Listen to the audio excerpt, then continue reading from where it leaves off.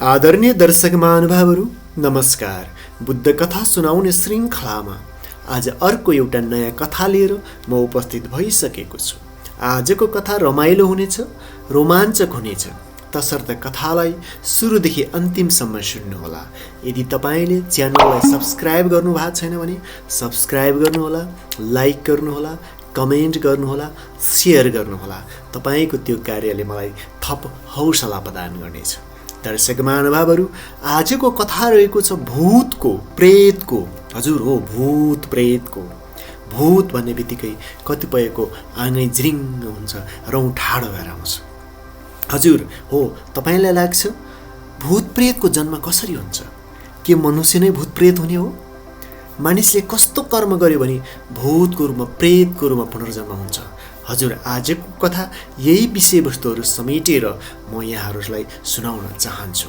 आउनुहोस्, ढिला नगरिकन कथालाई सुरु गरौँ।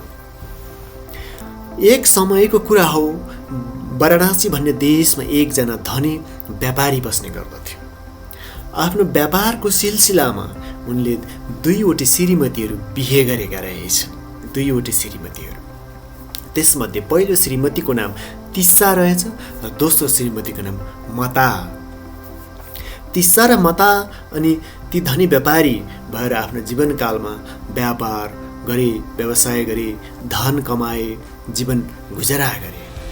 त्यसमध्ये तिस्सा भन्ने श्रीमती अलिकति धार्मिक स्वभावको, मानवीय स्वभावको, अरूलाई सहयोग गर्ने खालको रहेछ भने मता अलिकति ईर्ष्यालु स्वभावको रहेछ। मताले आफ्नो सौता तिस्सालाई बारम्बार सताइरहन्थ्यो, दुःख दिइरहन्थ्यो, केही न केही समस्या सिर्जना गरिरहन्थ्यो। एक पटकको कुरा हो, मता बिरामी भइन् र कमै उमेरमा उनको मृत्यु भयो। मृत्यु भइसके पछाडि मता भूतको रूपमा, प्रेतको रूपमा पुनर्जन्म लियो र मताले प्रेतको रूपमा, भूतको रूपमा पुनर्जन्म लिएपछि के गरे त? आउनुहोस्, कथाबाट श्रवण गरौँ। र मताले आफ्नो जीवनकालमा कस्ता कस्ता कर्महरू गरेको थियो सौतालाई, त्यो पनि कथाबाट श्रवण गरौँ। एकपटकको कुरा हो, मताको मृत्यु हुनु अगाडि सौता तिस्सा नुहाइरहेकी थिइन् बाथरुममा। नुहाइरहेको बेलामा मताले घरको धुलो मुलोहरू बढार कुँडार गरेर एउटा भाँडोमा लिएर नुहाइरहेको सौता तिस्साको टाउकोमाथि पुरै धुलो मुलो जिउमा खन्याइदियो। त्यही पापको फलको कारणले मता प्रेतनी भएर जन्म लिनु पर्यो, प्रेत भएर जन्म लिएछन्।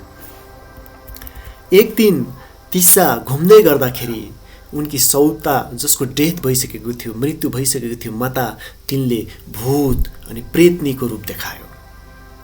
तिनी वस्त्र नभई विरूपधारी भइरह्यो। उनको शरीरमा कुनै वस्त्र थिएन, नाङ्गै थियो। उनको जिउमा मासु रगत नभई खाली हाड मात्र थियो, कङ्काल मात्र थियो। डरलाग्दो भयङ्कर थियो उनको शरीर, अस्ति पन्जर मात्र थियो उनको शरीरमा। तिस्साले तिनलाई सोधिन्, किन तिमी यस्तो रूप धारण भयो? किन तिमी यस्तो रूप धारण गरेर आइराखेका छौ? त्यसपछि मता प्रेतनीले भनिन्, मैले पूर्व जन्ममा मन चण्डाल स्वभाव भएर कडा शब्द बोले, ईर्ष्या गरेँ, डाहा गरेँ, अरूको कुभलो चिताएँ, ईर्ष्याले ठुलो ठुलो दुःख दिएँ, ठगी गरेँ। ईर्ष्याकै कारणले तिमी नुहाइरहेको बेलामा तिम्रो टाउकोमा धुलो खन्याइदिएँ। केही दोष नभएकोलाई पनि कडा वचन बोलेर चित्त दुखाएँ। त्यही पापको फलले आज म प्रेत भएर जन्म लिइरहेको छु र यो पीडा भोगिरहेको छु। मताले यसरी आफ्नो सौतालाई जवाफ दिइन्। तिस्साले फेरि सोध्यो, तिमी चण्डाल भएको त्यो सत्य कुरा मैले पनि थाहा पाएँ, मैले सम्झेँ। फेरि मता प्रेतनीले, भूतनीले जवाफ दियो, फेरि मैले औषधि खोज्न जङ्गलमा गएको थिएँ। त्यतिखेर त्यस बेलामा मैले नराम्रो औषधि खोज्दै तिमीप्रति नराम्रो सोचेर त्यो औषधि ल्याएको थिएँ।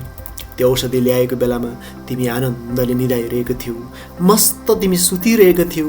त्यस बेलामा मैले तिम्रो जिउभरि चिलाउने, शरीरमा घाउ खटिरा आउने औषधि छरिदिएँ। त्यही पापको फलले मेरो जिउभरि चिलाउने घाउै घाउ खटिरा आएको छ। त्यही घाउ खटिरालाई कन्याउँदै अहिले प्रेत भएर हिँडिरहेको छु।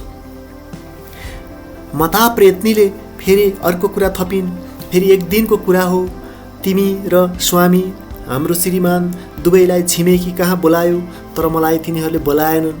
त्यो बेलामा पनि मलाई सह्य भएन, मनलाई सहन नसकेर तिम्रो ओढ्ने चोरेर लिएँ। त्यति पापले गर्दा म अहिले निर्वस्त्र भएर यो प्रेत लोकमा जन्म लिएर यसरी हिँड्नु परेको छ। तिस्साले फेरि आफ्नी सौता प्रेत भएर जन्मेको मतालाई सोधिन् थप, तिमीले मेरो ओढ्ने चोरेको पनि मलाई थाहा छ, तर तिमी यस्तो दुर्गन्ध भएको त थिएनौ त्यतिखेर, किन त्यस्तो भयो? प्रेतनी मताले जवाफ दियो, त्यस बेलामा तिम्रो सुगन्धित अत्तर, सेन्ट आदि मैले लिएर चर्पीमा खन्याइदिएको थिएँ। त्यही पापले गर्दा, त्यही कुकर्मले गर्दा आज म दुर्गन्धित भएर यो प्रेत लोकमा जन्म लिएर यसरी हिँडिरहनु परेको छु। मता प्रेतनीले फेरि थप्यो, मनुष्य भएको बेलामा हामी दुवैजनाको बराबर धन दौलत थियो, तर मैले केही दान धर्म गरिनँ, आफूलाई भलो हुने कल्याणकारी पुण्य धर्म गरेको थिएन, राम्रो दीप बत्ती बनाएर भगवानलाई चढाएको पनि थिएन। त्यही पापको कर्मले गर्दा म दुर्गतिमा जन्म हुन पुगेँ र यो गति भोगिरहेको छु। तिमीले त्यो बेलामा मलाई भनेकी थियौ, पाप कर्म नगर, यस्तो पाप कर्म गर्यो भने सुगति जाने बाटो बन्द हुन्छ र दुर्गतिमा जानु पर्ला भनेर भनेकी थियौ, तर मैले त्यो कुरालाई त्यतिखेर वास्ता गरिनँ। मता प्रेतनीले भनिन्, अनि अहिले यस्तो गति भोग्नु परिरहेको छु। तिस्साले फेरि सोधिन्, त्यस बेलामा मैले तिमीलाई कति सम्झाएँ, तिमीले वास्तै गरेनौ, खालि म प्रति ईर्ष्या मात्र गरिराख्यौ। अब पापको फल भोग्नु परिरहेको छ अहिले। मता प्रेतनीले थप्यो, मलाई यस्तो निर्वस्त्र अस्ति पन्जार मात्र भएको शरीरलाई, यो लगलग काँपेर लाज लाग्दो शरीरलाई कसै सामु देखाउन सक्दिनँ म, मलाई साह्रै लाज लाग्छ।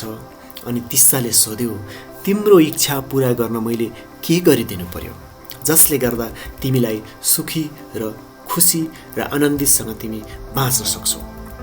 मता प्रेतनीले भन्यो, तिमीले मेरो निम्ति 4-5 जना भिक्षु साधु सन्तहरू बोलाई निमन्त्रणा गरी मेरो निम्ति भोजन दान गरिदेऊ, मेरो नाममा वस्त्र पनि दान गरिदेऊ र मेरो नाममा पुण्य भाग पठाइदेऊ। मैले त्यही बेलामा म साधु बनेर स्वीकार गर्छु, अनि त्यसपछि मात्रै मैले यो प्रेत लोकमा खान पाउँछु, लाउन पाउँछु र सुखी भएर बाँच्न पाउँछु। तिस्साले ती कुरालाई सुनिसकेपछि मता आफ्नो पूर्व जन्मको मता सौताप्रति करुणा जागेर आयो र तिस्साले प्रेतको कुरा सुनेर त्यस्तै गरिदियो। एक दिन आफ्नो घरमा 8-10 जना भिक्षुहरू, ब्राह्मणहरू, साधु सन्तहरू बोलाएर भजन दान गरिदियो, वस्त्र दान गरिदियो, राम्रो मिठास भोजनहरू ल्याएर खानपिनको व्यवस्था गरिदियो, जसले गर्दा मता प्रेतनीलाई पनि पुण्य अनुमोदन गरिदियो र त्यस पछाडि मता प्रेतनीले ती सबै चिजहरू प्राप्त गरे। त्यसपछि उनले शरीरमा कपडा प्राप्त गरिन्, टन्न मिष्ठान भोजनहरू खाना प्राप्त भयो र प्रेत लोकमा उनीहरू सजिलैसँग जिउन पाउने भयो। एक दिन कुरा हो,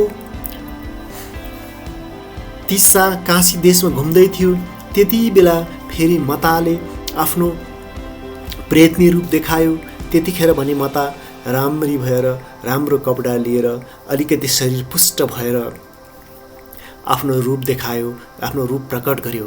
त्यस बेलादेखि उसले सुखी शान्त भई जीवन बिताउन थाल्यो प्रेत लोकमा।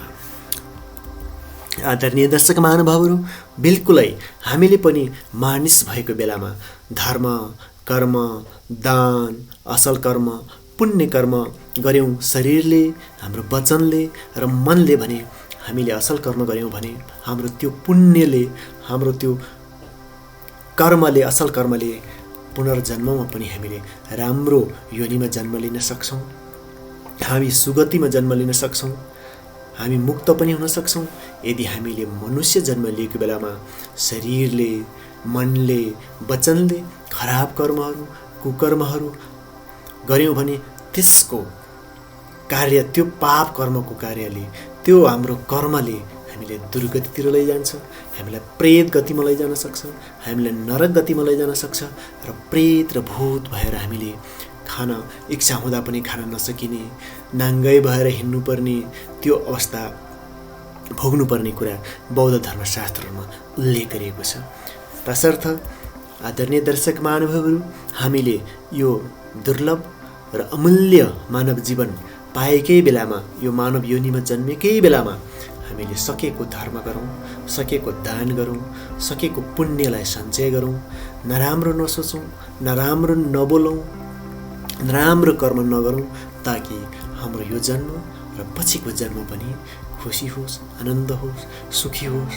हामीले कुशल कर्म गऱ्यौँ भने कुशलै फल प्राप्ति हुन्छ, अकुशल कर्म गऱ्यौँ भने अकुशलै फल प्राप्त हुन्छ। भनिन्छ तीतो बिरुवा रोप्यो भने तीतै फल फल्छ, मिठो बिरुवा रोप्यो भने मिठै फल फल्छ। त्यही कारण हामीले यो जन्ममा, यो जुनीमा, यो मानव योनिमा असल कर्म गऱ्यौँ, दान गऱ्यौँ, धर्म गऱ्यौँ, शरीर मन वचनले शुद्ध भएर असल कर्ममा हामी लाग्यौँ भने पक्कै हामीले पछिल्लो जुनीमा पनि असलै फल प्राप्ति गर्छौँ।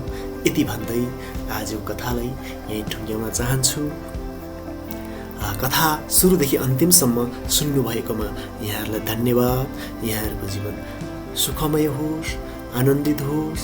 यो दसैँ आइरहेको छ, यहाँहरूको दसैँ सुखद होस् र आनन्दसँग, खुसीसँग सबै एक ठाउँ भेला भएर दसैँ मनाउनुहोस् भन्दै आजको लागि कथा यहीँ समाप्त गर्दछु। भवतु सर्वमङ्गलम। सबैको जय होस्।